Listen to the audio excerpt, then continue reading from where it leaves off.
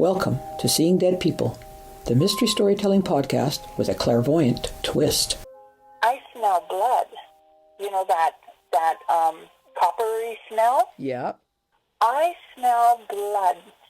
So, does that mean... And now, Radio Sydney presents Seeing Dead People, Episode 6, Death in the Dawn Jail. Hey, Darcy, how are you today? I am great. How are you, Nicola? I'm good. Well, I hope you're game again for a tough episode. As I mentioned in the last one, I'm cognizant that you and I are discussing possibly more disturbing content than usual of late. So I just want to put it out there to our listeners that this episode may be unsettling as well as frightening to some. Today's episode is almost a part 2 because it's so directly linked to our previous one, which I thought a real corker, called Who Haunts City Hall. In that episode, I wanted to fool you, Darcy, and really put your psychic skills to the test, so I deliberately held back key information and photographs. My goal was to end that episode on a cliffhanger with you and the audience not knowing what horrific thing happened to one particular troubled spirit. As you know, Darcy, it didn't turn out exactly the way I'd planned. We were investigating the dramatic sandstone building in downtown Toronto, which originally housed Hogtown's City Hall. But as you picked up early on in our conversation, even well before seeing any revealing photographs, Darcy, that old City Hall had been a courthouse and haunted for decades. You'll recall we zeroed in on one particular individual, and again, Darcy, before seeing his photograph, you beat me to it. You easily identified the person as an African-American man who was reputed to haunt courtroom 33 in Old City Hall. That revelation was cool enough, but you totally blew me away, and my attempts to deceive you when, after you saw his name and menacing-looking face, you immediately knew that Arthur Lucas had been convicted of a double murder. Then, as an added nail in my coffin, so to speak, you said Lucas told you he was not guilty of the twin murders he was convicted of in 1962. And to me, this is the most stunning revelation of all. You said he had been hanged for his crime. I'm still reeling as to how you knew this and at the thought that someone could have gone to the gallows in my lifetime. So, Darcy, given the amazing bits of information revealed last time, can you repeat a bit of the conversation you had with Arthur Lucas when you first saw his photograph, which I'm now showing you again, marked as photograph number 1? Well, Nicola, as I look at his photo, I keep hearing the same thing. You know, I've been guilty of a lot of crimes in my lifetime, but this one I'm not guilty of. If anything, I feel like he tried to staunch the flow, or maybe he was checking to see if they actually had a pulse, because when I look at him, I can see the blood on his hands, but this is more a horrific feeling that I'm getting from him. But I also feel like he lost something. That might have been what condemned him more than anything, like if he lost a whiskey flask or a watch or a knife or a ring or something like a key or something. And I think that's actually what condemned him more than the fact that he actually did it. Well, it's so interesting. I know he didn't. It's so interesting you say that because there was a ring found, as we mentioned in the last episode, in a puddle of the second victim's blood, and it was Arthur Lucas's ring. Oh, see, I would have thought like it was the lapel pin, because I'm looking at his dress jacket there, and I'm thinking, hey, where's the lapel pin? So if it's a ring, yeah. I just know that even after, like, it's been almost some time since we've talked, and still the menace that comes off of this man's picture, as well as the fact I'm not guilty. And I know a lot of criminals, they say, if you watch cop shows, they tell you, criminals will say they're not guilty. But in this case, he really isn't. Well, Darcy, it's amazing actually that you know this information from Lucas, because not only did he claim to be innocent of the two murders to his very last breath, a Toronto-based association called In Defense of the Wrongly Convicted is actually currently looking into Lucas's case. His family has asked for help, and they don't believe he's guilty and want his name cleared. From what I can discover, though, there's really no information about what's going on with this review, but at least it tallies with what you're saying he's saying to you. Yeah. Oh. And I can appreciate the fact that his family would like his name cleared for this particular case, because that's a taint, no matter how you look at it. A taint, like his yes. name, his reputation has been tainted. Absolutely, you're right, and they want that cleared. So I don't know what'll happen with that, but it is so astounding that you can have a conversation with this. And as you say, he is a terrifying looking man from this photograph, and get this understanding. So, wow. Okay, now we're going to move to the focus of today's episode, Darcy. I'm going to hold back some information and some key photographs, trying to make it difficult for you, but I don't seem to succeed too often. Eventually, I want us to again zero in on the agitated spirit of one inmate, okay? All right. Before I reveal anything, I'm going to put you on the spot. I'd like you to look at photograph number 2, which is of an old stone building. Normally, I would provide the name of the subject in the photo and provide copyright credit. But since this photo is in the public domain, I'm keeping quiet. So I want to ask you, Darcy, you're seeing the photograph with no attribution. What do you think that photograph is of? Okay, the first moment I saw it, given the time and everything, I actually thought it was a prison. Okay, and then I jumped to, wait a minute, maybe it's a hotel. And then I jumped to, a hotel has rooms, Darcy, but you only check in. So I'm saying it's a prison. That's what's coming across. All right. Well, I will now reveal the heart of this episode and let you and our listeners know the show's title. I'm calling this episode Death in the Dawn Jail. And the 1950s photo, which we're both looking at here, is of that notorious old Toronto prison. Over the years, there were a couple of buildings nicknamed the Old Dawn Jail and the New Dawn Jail, both named after the nearby river called Dawn. But it doesn't really matter because both buildings were hellholes. Both once housed troubled convicts, and the remaining old structure now houses troubled souls. Given your abilities, Darcy, and the countless tortured people who lived and died in this notorious institution, I figure you might have a lot of reactions. So I prepared a lot of photographs because I'm really not sure which ones are going to strike you. So please, if you would, have a look at photographs 3, 4, and 5. They are exterior photographs of this scary old lockup.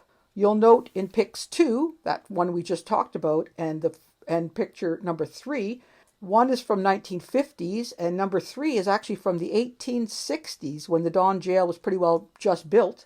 You'll note that it has side wings. They were later decommissioned and demolished. Photograph 4 is a more recent photo, and photograph 5 is a close-up of the detail of the sculpture called Father Time, cut into the arch above the entrance, possibly a reminder to the prisoners that their time may have come. What leaps out at you from these photos, Darcy? Well, first of all, there's that feeling of oppression. And on the one, number 3, well, when I first opened it, all I wanted to do was throw up. It's like, hey, that's just what I need to do. Because just the feel of being downtrodden, the feel of just being housed in literally, not the nicest place in the world. Right. And then if I take a step back and I look at number 4, yep. And I think there's bodies buried on this ground, just so you know. Okay.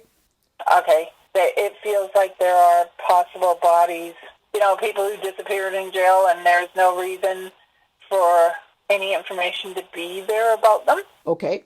And then when I go to number 4, I can't help but look at it and think, wow, look at the architect. Okay, so Italian, by the looks of it. Yep. And even the old guy at the front, the Father Time, in number 5, it would strike me as the same thing as, biblical. Yes. And that it probably was ran along the lines of, say, maybe the person in there was very religious and believed, okay, I'm hearing people say we got punished even though we were in jail waiting our sentence. There were other punishments going on. Ah, okay. Okay, so it's not just limited, oh, wow, what a headache you can get from this. But it's not just not limited to people who were actually convicted. There are other people in here that haven't made it to trial and never will. I'm going to ask you to expand on that. When you say, I understand when you say they've never made it to trial, but when you say they never will, is that because they don't get out of the prison, or that they don't deserve to be in the prison and they do get out? Both. They'll never make it to their sentencing because they have already died inside this prison. Okay. Oh, that's... Okay. Okay. Well, and then there are people who may have been picked up on, say, you looked at me the wrong way, buddy, or you didn't pay your taxes on time, so into that hellhole you're going. It was almost like, when they wanted to make examples of people. Yep. That's what I feel like this prison was about. It was about making examples of people, too. Well, I've got to make some comments here. Those are really insightful, Darcy. The Don Jail originally, and for much of its time, was a place where they sent people before they were sentenced. So you're right. It was a place where you tossed people in who you thought had done something wrong, but they hadn't had their proper due justice served. Also, I can tell you that it was an imposing old dungeon, and it boasts a terrifying history of inhumane conditions, which is what you alluded to, and public hangings. Until the early 1900s, the condemned were hanged on an outdoor scaffold, where the morbidly fascinated public caught glimpses from surrounding rooftops. During the jail's 149 years, in fact, over 30 people were executed. So now we're going to take a look inside this awful place, which over its long history has locked up some 1 million prisoners before finally closing in 2013. And as I mentioned, it's not surprising that it's said that some former inmates continue to haunt the building today, and based on what you're experiencing, it's not a surprise. I'll let you know that about 20% of the old jail has been preserved, so people can actually go in now and have a look. They can see what's called the Prisoner's Rotunda, which is the open space where they got to wander around freely during the day. They also have the punishment cells and the actual death row itself. People can go in when there's public viewing and have a look at this in Toronto. So we'll have a look now. Could you check out photos 6 through 9? They're all interior shots of the prison and its multiple story cell blocks. Tell me a bit about the individual photographs and whether anybody else is reaching out to you. Number 6, it's sort of like the calm before the storm. Right. Okay. It seems very placid. Okay. Then I go into 7 and I feel the restriction. I'm certain there's been a few people who have tumbled off of some of these stairs because I'm certain there's been accidents there. And here I feel that the compression, call it anxiety, of knowing that once you're behind those doors, that's it. Right. All right. Now, I don't know where the name Thomas comes in, but as I'm looking at this, I keep hearing and I don't know first, last, middle name, but I keep hearing the name Thomas, so I don't know what the association to this prison is. Okay. Oh, okay. But when I go to number 9, I feel the inhumanity, and that's the only way of describing it. Okay. The way the people are feeling, the oppression, if I hate the word depressed because I think it's just an ugly word. Yep. But when I look at this, I feel depressed. I feel like I want to sit on the floor. I see a gentleman standing in the one corner, and it's like he's just standing there. He doesn't know whether to go forward or back. He's pressed. It's like he's standing there, and there's people pressing against him. I would have said his name was probably Raul or Richard. It's one or the other. Oh, okay. And what I'm really looking at is I feel like I'm freezing, like literally freezing, like I'm in an ice box. So I'm going to take it these prisons weren't heated either. No, they were. It was a very inhumane area. No heat, no plumbing, very little light. Yeah, it's not a very pleasant environment, is it? Oh God, no, it isn't, and it's going to get worse. So then sorry, I should have said this because when I was looking at this, I didn't think this was like just a gentleman's jail, like for men only. Okay. I actually thought there were women in this jail as well. Okay, well, you're right. And It was and children. Ah, that's good. Darcy, hang on to that thought. We're going to come to it, okay? Okay. Okay, that's excellent. Other strange goings on, and you've mentioned them, more rattlings of chains, sounds of footsteps in addition, and screams, a lot of moaning, a lot of screaming emanating from the lower cells, death row. At the beginning, Darcy, you mentioned buried bodies. Well, to add to our level of creepiness and to your level of success here, the buried remains of 15 inmates were unearthed in the jail's yard during renovations in 2007. It was later determined that they were the skeletal remains of some of the inmates who'd been executed before 1930. Only one hadn't had his brain removed for examination following death. It seems they used to do that in those days in an effort to understand why the crimes were committed. All these bodies were reburied in a proper cemetery. So you're right on about the fact that there are and were buried bodies. Do you think there are still buried bodies? I think there are at least 2, if not 4 more yet. And they might be right under, because I'm pretty sure it wasn't a cement floor that they all used to grovel on. Ah, okay. So I'm going to say they're right under the floor. Given the fact that they dug up 15, it wouldn't surprise me that there were more there. Yeah. Okay, anything else that you can tell us about these photographs or that's coming to your mind before we move on? Well, one thing came, and you know how they talk about overcrowding nowadays? Well, they should have been there. I would tell you that it was overcrowded, and because I keep seeing children run, I don't necessarily think the children were, say, prisoners, but because, let's say, their mom or father was in jail, that's where they were, too. Okay. Well, that leads us perfectly into our next set of interior photographs. Have a look at photos 10 through 15. These are more interior shots of the actual cell blocks and the individual cells themselves. You won't be able to tell necessarily from the photograph, Darcy, but the standard cell only measured about 10 feet long, 8 feet high, and only 3 feet wide. Now, it was supposedly designed for one inmate, but you hit the nail on the head.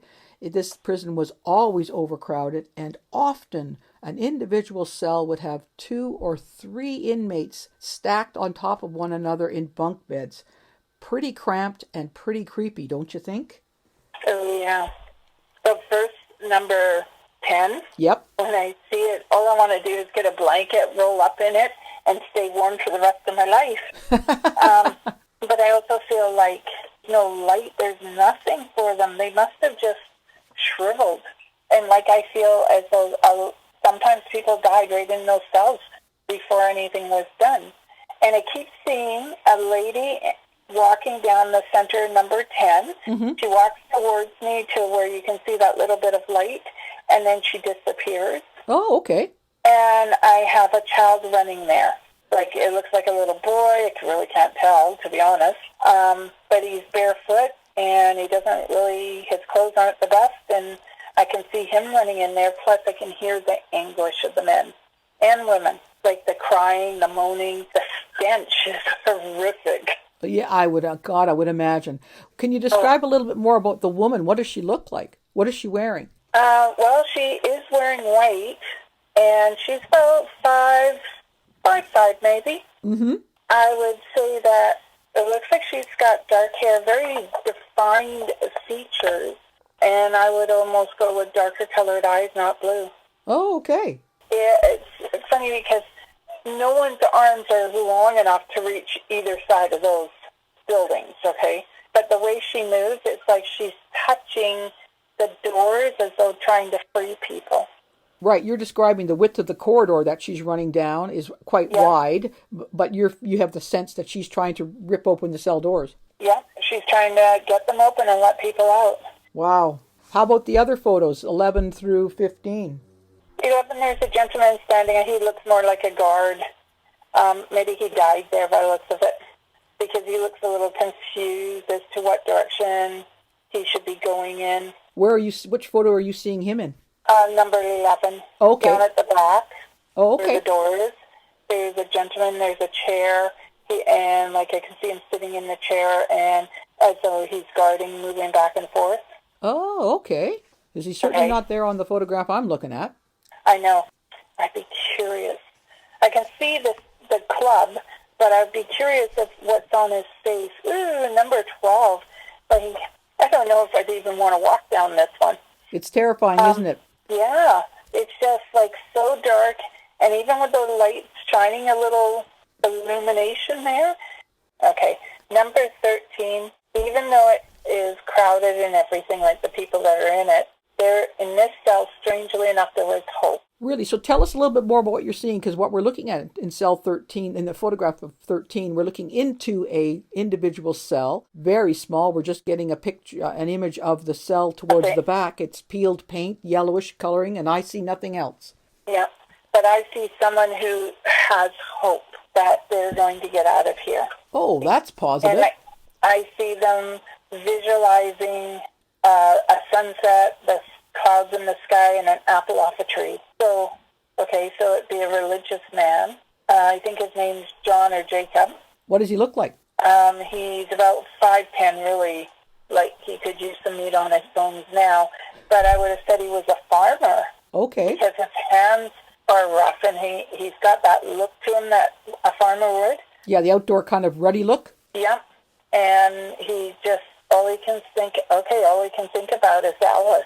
All he can think about is what? Alice. Alice, a woman's name.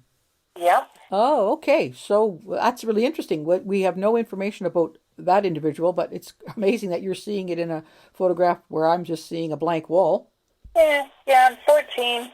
I would say it probably, I'm not picking anything up. Okay. I'm wondering whether or not, was there Ronald or Ron, or I know Arthur was the one guy. Yep. But would there be, do you know if Ronald or Ron or Don or something like that was in one of these cells? We'll get back to that if you don't mind. Okay. So what, 15? You're not picking up anything in 15? 15 feels a little bigger. 15 feels like that's where I go just before. Just before what? Just before I get executed. Well, 15 could be right on death row, but what I find, I don't see anything other than 15 is a sense of we're actually in the cell, Darcy, and we're looking out of the cell. So this cell, maybe not all, but this cell at least has a window that they can see light. And when their door was shut, it's a cage door, so there's light through the door. So at least this cell has some light coming into it. That would be the view you would have from that cell. Okay, so now I'm going to say to you, if you look where you put number 15. Correct? Okay, can you see what they see, like the devil, the hangman, the skeletal remains? Can you see that? No, I see my number 15, which I've written in the bottom right corner of this pretty plain looking yellowish photograph. And I see a bunch of peeling paint. That's it. What are you seeing? I see the devil. In what way do you mean when you see the devil? I can see him through the side of the door or the grate. Okay. And I can see trees, and I can see like a warrior, maybe someone who fought in a war at one point. And I can see the hangman. I'll tell you what I'll do is I'll cut it out for you. I'll do a snippet and send it to you so you can see it. Yeah, do that. Okay, well, when you just explain to me then a little more detail, Darcy, you say you're seeing the hangman. What are you actually seeing? An individual with a noose in their hand? An individual what? No, an individual with a dark mask over his face. Oh, okay. That's what I'm seeing. And you're, from seeing that, you're getting the impression that's the hangman. That is what I'm seeing, yes. Okay. Well, now we're going to move on to the next couple of photographs. And again, Darcy, you hit the nail on the head. You said earlier that there were children in this prison. You said earlier that there were women in this prison, and you said there were people in the prison who weren't guilty. They were there because their mother or father was there.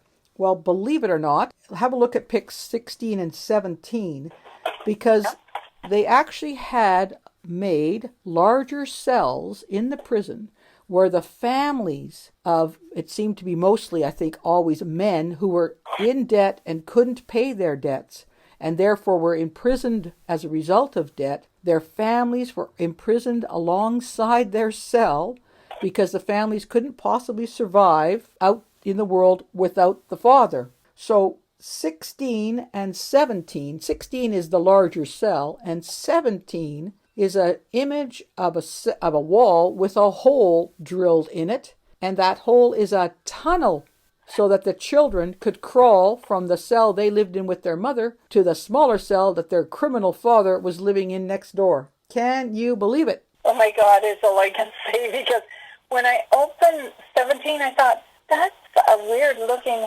like I thought, you know, there's a hole in the floor for them to go to the bathroom.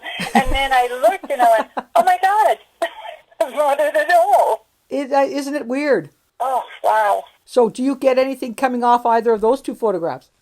I still pick up that dread feeling and everything, that feeling of being downtrodden. But strangely enough, the children laugh. Like, for them, this is fun. Really? Yeah, until they can't come out anymore. But the bigger they got, the harder it was for them to go through that hole, because that's not an awful big hole for them to go through. Yeah, I wouldn't think, it's impossible for me to judge the size of it, but it looks to me like someone beyond age 12 probably wouldn't be able to get through that. Yeah, but like when you look at it, you think of like how unhumane this jail was. Yeah, I know. Like, and just like I'm certain people have died in this room in number 16 due to dysentery. I don't know how to say it properly. Dysentery. Dysentery? Yep, dysentery, yep. But I keep seeing birds on the wall. Oh, interesting, because of course there are no birds on the wall. There's just this horrible, pale, vanilla-colored paint. Nothing. Couldn't imagine growing up in that situation. No, I can't. And I'm just thinking when you say that you hear children laughing and some possibly even playing, I guess for the prisoners who were nearby, that must have been the only a bit of joy they could possibly have in their lives. In some ways, it must have been what a great relief to have those children doodling about in a horrendous place like that. As bad as it is that they were there, that would be some sort of joy, I think. I would hope so, that just having that family connection there for them, given the state or the lack of state that they lived in. Yeah, really. Okay, that just having that family connection, it brings a little bit of joy to their life. But it must also, for them, like, because one of the things I'm feeling is, like, it's a constant reminder of I'm not a provider. So I'm certain there's a lot of men that took their lives by the feels of it in these cells. Because they weren't able to take care of their families? Yes. Wow. Well, Darcy, it's not surprising that a house of horrors like the Dawn Jail would have a plethora of ghostly apparitions and occurrences, as we've just discussed. Now I'd like us to focus on the one person in particular who is rumored to haunt this old prison.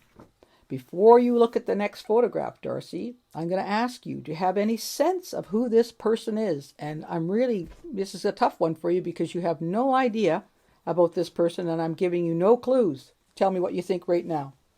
Okay, so I'm going to say it's a man. Okay. Okay, because we've already had a lady or two haunt. I would say he's a prisoner. Okay, or he was a prisoner, should say. Caucasian, not because I'm certain Arthur is around here somewhere too, but this guy doesn't seem like Arthur. Okay. Okay, he seems, what's the word I want to say, non-significant except for his crime. So in other words, he wouldn't be an important part of society except for his crime. But again, here's my question. Did he really do it? Okay. Because when I'm looking, and so I'm going to say he's probably Caucasian just like I am. And I'm 5'10", so let's say he's give or take maybe he thinks he's taller, because I'm pretty sure he's not 6 feet tall. Okay. Strange. I keep hearing, and my eyes are closed right now, and because I'm trying to tune in to what you said. Okay. And then the name of the jail keeps getting in my way. Okay, so Dawn keeps getting in my way. Okay. And earlier I remember saying I saw a river sound. Yep. And so somehow I think the sound and Dawn are connected, but I'm not too sure how I'm supposed to make that connection. Okay. And he obviously was hung. Okay. But just out of curiosity, something must have gone wrong, because I smell blood. You know, that coppery smell? Yep. I smell blood. So, does that mean... Okay, he's giving me the creeps right now. Does that mean that he didn't get hung properly and they had to shoot him? I'm not going to answer that just now, though. That's a very interesting comment. We're going to move along to it, though. Okay. Okay. So, that's who I think hung... Remember the guy I thought was standing at the door? I'm wondering if that was him, because first I thought he was a police, but now I'm going to correct myself. Interesting enough, with my eyes closed, I am seeing stars everywhere. Oh, wow. So a badge has to be involved in this. A what? A badge, because a badge has 5 points, right? Okay, a badge. Sure. Okay. Oh, interesting. Okay. Okay. Symbols in when I'm trying to figure out what they're talking about become very important. Oh, okay. Yeah, we haven't really seen that from you. All right. Well, I will give you the one hint to maybe push you a little bit further along. This person we're talking about was directly connected to Arthur Lucas in one particularly grotesque way. Does that help you at all? Well, I don't think they're partners in crime, okay? Okay. But I believe they both killed. Okay. And I think he's connected to the people that Arthur was accused of killing, or to the people, or to the environment. Okay, it was, just a minute. Okay, keep showing me a badge. Keep showing me a badge. So, was he connected to the police officer who arrested Arthur? I will reveal all. If you will please, I'm going to give you the inside scoop here, Darcy. Okay, now, I just want to point out, I want you to know my eyes are closed, so I'm trying to focus on him. Oh, okay, great. All right. I'm going to ask you, well, I'm going to have to ask you to open your eyes, because I want you, if you want to, look at image 18. Huh. See, it's a good thing. You know what? I know why my eyes are closed now. Why? Because he doesn't want to see what he looked like. Oh, really? Okay, and oh my God, he could be related. To? Wow. Is he related to Arthur, the person who died? No, remember Arthur was an African American. Right. So is he related to the person who died? No. Okay. Okay. There is some sort of connection. Yeah, but all I can see is a policeman. Okay, well then let me enlighten you. I shall enlighten you, because you're you're just so close. Okay, here's the inside scoop. On 29-year-old two-bit thief named Ronald, get that? Ronald Turpin. Yeah. You said Ronald, you said Ardon, Ronald. Okay? Ronald's truck was pulled over by a traffic police officer in February 1962 because of a broken taillight. So, a man with a badge. Unfortunately for the police officer, who was named Frederick Nash, Ronald Turpin had just robbed the Red Rooster restaurant in Toronto, and with his $631 windfall stuffed into his pockets, he was hightailing it to safety. A gunfight ensued. Turpin double-shot Nash, the police officer, at close range, striking him in the abdomen. He then approached the fallen cop and plugged him with lead 3 more times, but amazingly, Nash managed to squeeze off 4 shots of his own, hitting Turpin in both arms, one hand, and the face. As Nash lay in his own blood, his last words were repeatedly, "He shot me first." Tragically, the 31-year-old policeman died soon after. Though injured, Turpin jumped into the police car and roared off, but was quickly apprehended. The public was outraged at Officer Nash's violent death, and after seeing photographs of his stricken widow and 4 daughters, are out for Turpin's blood. Turpin was defended by the same lawyer who defended Arthur Lucas, a young man named Ross Mackay. He did his best for Arthur Lucas. Can you tell us how well he did for Ronald Turpin? Not as well. And I have to state something because I've been making little notes on my own, like when you gave me the intro and everything about what we said last time. Yep. And I wrote down Thomas with a question mark, Frederick, courtroom 33, connected. Wow. And it's right in front of me. I'll take a screenshot and send it to you so you can see what I've been doing. Yeah, do that. That'd be great. And it was interesting because as I was doing it, I thought, none of this has any effect. And then just so you know, I've got a jack, and I'm going to say that they said something about tied at the knees and ankles, so that may be a little later. Yep. But anyway, I just thought I'd say that while I'm thinking about it. As for how did he fare with the lawyer, not at all. I would tell you it was lickety-split. It was even probably faster than Arthur's death. Okay, well, I think you're right because he was caught in February. And I'll just ask you, what do you think the macabre connection is between Lucas and Turpin? They were both convicted of murder, we know that. They were both defended by the same lawyer, we know that. What is the other grotesque connection? The only thing I can think of is that they were hung by the same person. Okay. I'm really, when you keep asking that, I keep thinking the fact that they're saying they didn't do it, which, sorry, buddy, you did. There's something I just, like, it gives me a headache, but I don't know if it's the fact that they feel they were both misrepresented. Okay. I'm not sure. No problem. I'm going to tell you in Turpin's defense, there was little Mackay can do, and it's pretty obvious there was nothing he could do. Turpin had been caught red-handed, and at the time, the horrific and final sentence for killing a police officer was capital punishment. Turpin was convicted, as you say, quite quickly, and sentenced to the mandatory death by hanging.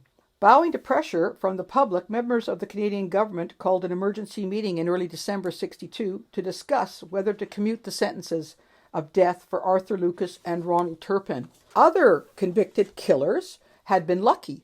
John Diefenbaker's Conservative government had commuted 52 out of 66 sentences of death, suggesting that capital punishment was on its way out. No such luck for Lucas and Turpin. The sentence commutations were officially rejected on the day they were to be hanged. It has been reported that when they were told they would probably be the last people to hang in Canada, one of them said, "Some consolation." Okay, Darcy.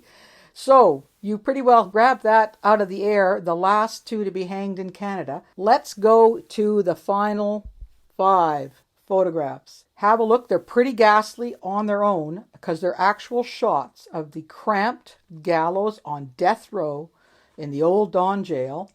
In number 19, you can see inside the darkened, multi-paned window, which offered the condemned men their last peek at the outside world. Number 20 shows the staircase that the executioner used to descend from the gallows down to the room below where the men's bodies would be hanging. But the ones that have really darkened my soul are the last 3 photographs, and I truly hope, Darcy, given your abilities and talents, that these don't cause you real anguish. Numbers 21 and 22 show the ghostly imprint of the wooden scaffold on which the men hanged, and photograph 23 provides the view from above of the big drop, which is the distance the executed men would have plummeted when the trap door slid out from beneath their feet. So, Darcy, if you can bear it, would you take a look at those last photographs and tell us anything about the last few minutes of the lives of Arthur Lucas and Ronald Turpin?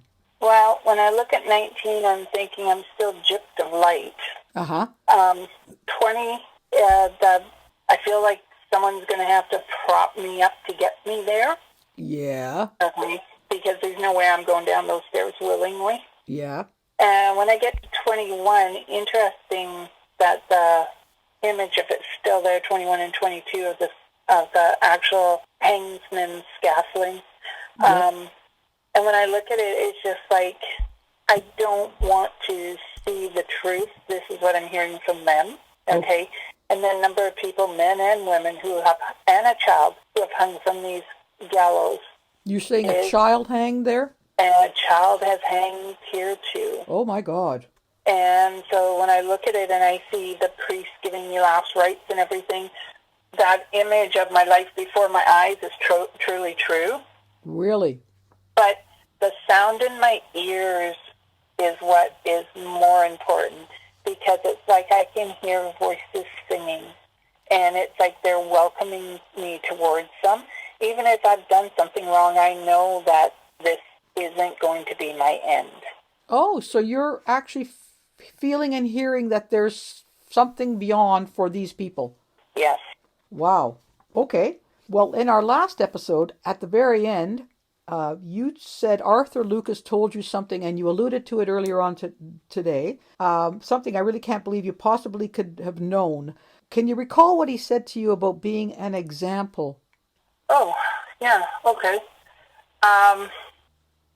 Honestly, no. It's like all of a sudden, the only thing I can think of is that he was going to be the example of the face of removing capital punishment from Canada. Right. Well, you're correct. And you mentioned in the last episode, you said you thought there were people outside, there were voices outside protesting. Oh, yeah, there's still voices outside protesting. Okay. Tell us a little bit about those voices outside protesting. It feels like men and female, they're calling for reform. They're saying to hold off. And it actually feels like it's cold outside. It doesn't feel like it's a summer or breezy day that they're out there. Well, it's actually December 11th at night in okay, Toronto. So yeah, be it. That would be it. And right. I can hear, like, I'm going to say I can smell the candle wax, and I can hear, I don't know, those are drums or, the pins. Like, I'm hearing, I swear I'm hearing a drum set. Okay. Well, you're correct in that there were vociferous protests the night of December 11th, 1962. It was a chilly, kind of wet night. Around midnight, a group of protesters of about 150 people marched against capital punishment outside the Don jail, the night that they breathed their last. I'd like to ask you now, Darcy, there are conflicting reports of how the two condemned men met their fate during those last few minutes. So I can't tell you if they were courageous or crying. Do you know? One was courageous. Do you know which one? And I am going to say, I'd love to say it's Arthur, okay? Okay. But he's got big, huge crocodile tears on his face. So one of them definitely found God. We're at the last, but I believe in God, I believe in justice, so it's got to be Arthur. Okay. Even though he knows he's wrong and that he's being hung for something he didn't do, I still believe he believed in his God. Okay. And Ronald, well, he was as you put it, a two-bit thug. Yep. And they're normally the ones that aren't as brave, because they never think they're going to get caught. Having said it, I would tell you that both these men sort of faced it in their own way of dignity. Okay. Well, I could tell you this is what actually happened just before midnight on that cold and windy 11th of December in the year of our Lord 1962. After spending only a few months in Hospital 9, which is the nickname given to the Don jail's death row, Turpin and Lucas, accompanied by the prison chaplain, walked the 40 paces to the gallows room. They were bound hand and foot. Individual nooses were slipped and adjusted around their necks. Black hoods suddenly covered their heads and faces, and I still can't believe this final barbarous insult, because, Darcy, they were positioned back to back on the same platform which hid the trap door. They were to be hanged together. Neither had any last words. I'm not sure whether you or our listeners think, but I believe Arthur Lucas and Ronald Turpin should have been afforded the dignity to die on their own. Astonishingly, this isn't the first time a double hanging had happened. It had happened 2 previous times at the Don jail. At the time, the chaplain and the hangman, who was nicknamed John Ellis, and I have to say, you said you'd heard the word Jack, so you kind of, that's a short form or a nickname for John. He's nicknamed John Ellis because his identity is always secret. No one knows the name of the hangman. No one ever knows. They had a predetermined arrangement for the big moment. First, the chaplain would read the comforting Psalm 23. You know, the one that says, Yea, the Lord is though my I walk... shepherd, I shall not want. He maketh me to lie down beside green pastures. I know the psalm. Okay. Yes, I shall walk through the valley of death. In the shadow of death, I will fear no evil, right? For thou art with me. When the chaplain moved on to reciting Luke 2:30, the executioner got ready for his cue. It came quickly, for when the chaplain began saying, My eyes have seen thy salvation, the hangman yanked open the trapdoors, the 2 men plunged into space, and never heard the final word, salvation. No, they heard it. They heard it? Okay. Yeah, because as you say it, I am covered head to toe. They heard the word salvation. Oh, that's good. I think that's good. There is, however, serious disagreement as to what happened next. And you, again, alluded to this a little earlier. So before I go any further, I'm going to put you on the spot. What happened after these 2 men dropped to their death? Well, I can tell you, unless both men were the same size, height, and weight, one of them, who I'm leaning to Ronald, wasn't dead. And they had to do another, either hang him again or they had to shoot him, one or the other. Blood is blood. He was not dead at the end of that rope. Okay, that's interesting. So you've got some of it right, a bit twisted. Let's hear what happened, supposedly. So some media reports say that the hangings went perfectly as planned and suggested that the men dangled in the air, sadly, until the doctor used a ladder to listen to their chests, and it took 16 minutes before their hearts stopped beating, and then they were cut down. The other report is much more repulsive. Some witnesses have said that Arthur Lucas was nearly decapitated because the hangman had miscalculated the amount of weight the convicted murderer had lost while on death row. So the final scene in the lower part of the gallows was right out of a horror movie, with blood spurting in swaying arcs all over the walls, onto Turpin's twitching body, and even onto the prison staff. No matter what really happened, it would be enough to haunt forever. So what do you think of that? Actually, if we go back to picture number, let me find it. Okay. Okay, where are the ones with the gallows? 19, 18? 21 and 22. Okay, so if you go back to those, especially the lower one, yes, I would agree that there had been blood splurted on the wall, and because I was seeing blood from this hanging, so that actually makes sense. Because not only didn't they take his weight in, but did they really take the combined weight in? That's a good question. I don't know. Because my guess is no, and that would explain why with that extra weight, if he had gotten smaller, then, and he was just a little higher than Turpin was, then yeah, I can see that, but I know there's blood involved in this hanging, no matter how we look at it, and I don't mean blood as a metaphor, I mean blood as blood. Yeah, literally. Yeah.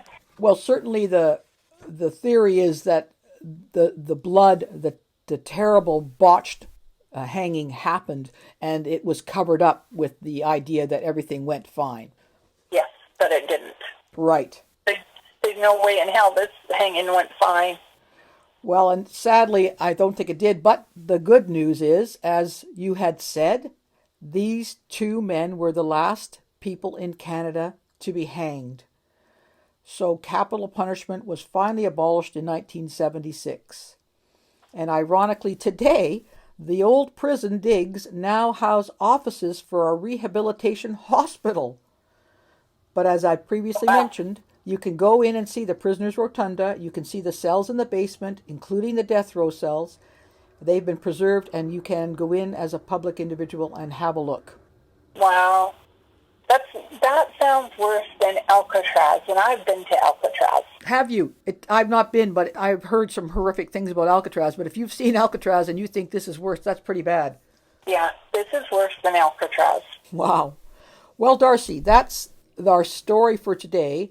And I'm going to recount, as I try to do every episode, to see how well you've done. And today, as usual, you've done remarkably well. Early on, you said there were buried bodies. You also said that the people in the prison were awaiting punishment and sentencing. They hadn't necessarily been sentenced. Those two things are right. You mentioned children, which I think is quite remarkable, because who would expect to find children in a place of horror like this? You knew they were there. You mentioned overcrowding. Perhaps that's not so surprising. Prisons are often overcrowded. You smelled blood. You saw blood. You were right. That was, from what we can imagine, it was a botched last hanging, and there was a terrific amount of blood. You mentioned that name of Ronald early on, before you'd seen a photograph. You mentioned that he'd killed someone. You mentioned the 5 points on a star. You mentioned the badge of that star, that it was something to do with police. And you came up with the idea that there was protesters outside. And the best of all is that these two were the last 2 men to be hanged in Canada. So, God, way to go, Darcy. You've really hit all the jackpot, I think, today. Well, I'm glad, but oh my God, I'm so sorry for their fate. But, I'm glad we're living in a time that's a little more humane. Yeah. So it was a pretty horrific institution, and yes, as I mentioned at the top, this was a disturbing and unsettling episode. But I also think it was an interesting episode. It's fascinating to know that these gentlemen haunt the Don Jail, and they both haunt courtroom 33 of the old City Hall in Toronto. Thanks, Darcy. As always, I've enjoyed the chat, the experience of hearing what you go through when you see these photographs, and getting a sense of what you see and hear and understand is always really remarkable. So thanks for a chance to dive into your psychic mind once again. Well, and thank you for being open to dive into it, because there are times even I don't understand how those images come forward. Oh, good. So we're both learning. Yes. Well, that was another cracking, intense episode, with no time, unfortunately, for a listener's question. Despite the disturbing death row setting, I found the story riveting and Darcy's revelations astonishing. I hope you did too. And I've got to acknowledge one more of Darcy's nifty findings. She kept hearing the name Thomas, and it just so happens that the name of the architect of the original Don Jail is William Thomas. So kudos again, Darcy. I hope you'll be joining us on the next episode of Seeing Dead People, where we will be visiting another historic, haunted Canadian castle, but this one rises majestically on a hilltop overlooking the city of Toronto's skyline. I don't know what it is, age, opulence, fairy tale looks, but it seems if there's a castle, it's going to be haunted, and this one has so many paranormal occurrences that it boasts its own haunted house tours. Of course, you don't have to head to Hogtown to experience its spooky stories.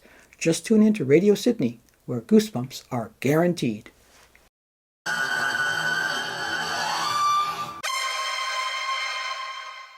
We hope you've enjoyed listening to Seeing Dead People. Whatever's going on in Darcy's head, I think is so cool and astonishing. We'd love to hear from you with questions for Darcy about her psychic process or suggestions for other mystifying situations you would like us to investigate. So please, shoot us an email to info@radiosydney.ca with Seeing Dead People in the subject line. New episodes of Seeing Dead People will emerge on the first Saturday of every month and will also be available every Saturday night at 8 p.m. and Sunday morning at 10 a.m., both Pacific Standard Time. Seeing Dead People will also be available as a downloadable podcast online at radiosydney.ca for your convenience. Thanks so much for listening to Seeing Dead People. I really dig researching, writing, and communicating with Darcy and her otherworldly contacts. So until the next time, remember, Seeing Dead People is a blast, with goosebumps guaranteed.